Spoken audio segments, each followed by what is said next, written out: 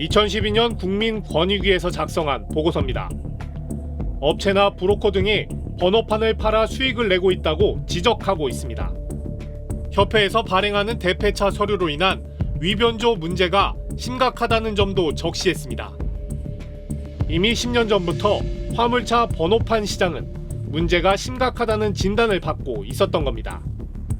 최종적으로 그 관리 감독을 해야 될 국토부는 왜 또 몇 년간을 계속 방관을 해왔는지 책임 있다고 생각해요.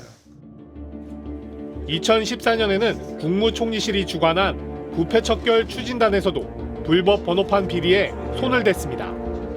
협회 직원과 공무원, 운송업체 등 10여 명이 적발됐지만 그때뿐이었습니다. 정부가 화물차 운송기사들의 기름값 부담을 덜어주기 위해 지원하는 유가보조금은 매년 1조 원이 넘는 상황. 이 가운데 가짜 번호판 화물차에 새는 지원금이 얼마인지는 파악조차 힘듭니다. 그래서 전문가들은 사후 적발보다는 가짜 번호판의 탄생을 막을 수 있는 시스템 개선이 이루어져야 한다고 지적합니다.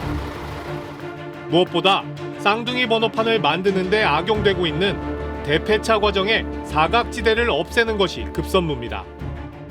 제가 정식으로 건의를 했어요. 차라리 등록관청 옆에 놔두자. 이거 더 전산은 어떻게 확실하게 할 거냐.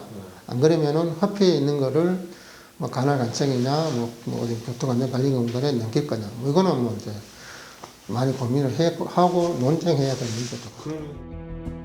또 시군 구청, 등록사업소, 화물차 운송사업협회로 분리돼 있는 화물차 인허가와 등록, 대패차 업무 문제도 개선이 필요합니다. 서로 자기 책임이 아니라며 문제가 있는 번호판을 걸러내지 않고 있기 때문입니다.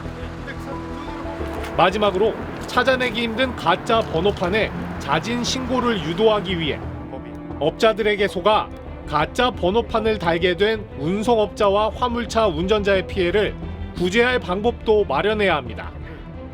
정부는 일단 운전자의 경우 가짜 번호판인지 몰랐던 게 확인되면 6개월 임시 번호판을 발급한 뒤 문제가 없으면 정식 번호판을 부여하기로 했습니다.